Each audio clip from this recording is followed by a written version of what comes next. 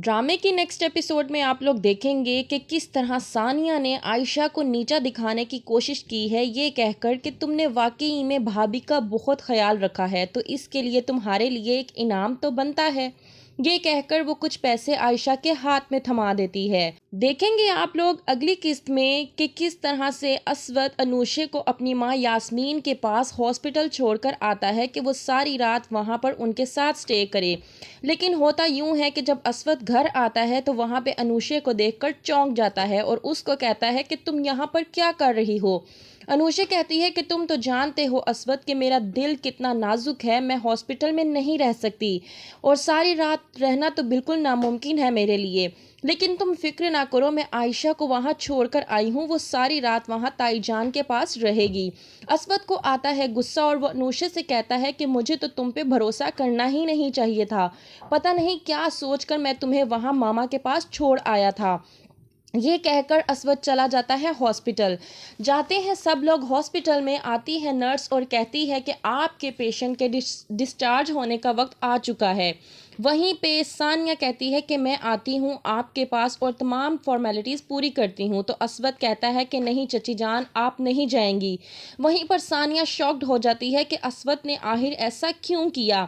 असवद कहता है आयशा से कि वो जाए और डिस्चार्ज पेपर्स बनवाए और तमाम तर डिटेल्स उन लोगों को बता दे कि क्या तफसीलात हैं और क्या नहीं।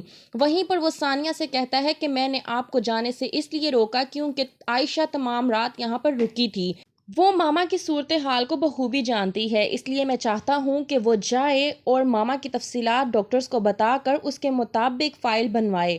सानिया चौंक जाती है और उसको इस बात की भी फिक्र लग गई है कि कहीं असवद के दिल में आयशा के लिए कोई नर्म गोशा ना पैदा हो जाए। हो जाती है यास्मीन की तबीयत बेहतर और उसको डिस्चार्ज कर दिया जाता है। आती है आयशा घर पर यास्मीन से मिलने के लिए। यास्मीन आयशा से कहती है कि बेशक तुमने मेरी बहुत खिदमत की है, सारी सारी रात जाकर तुमने मेरे लिए वो खिदमत की है जो एक बेटी भी अपनी माँ के लिए नहीं कर सकती, इसके लिए अल्लाह तुम्हें तुम्हारा अजर देगा।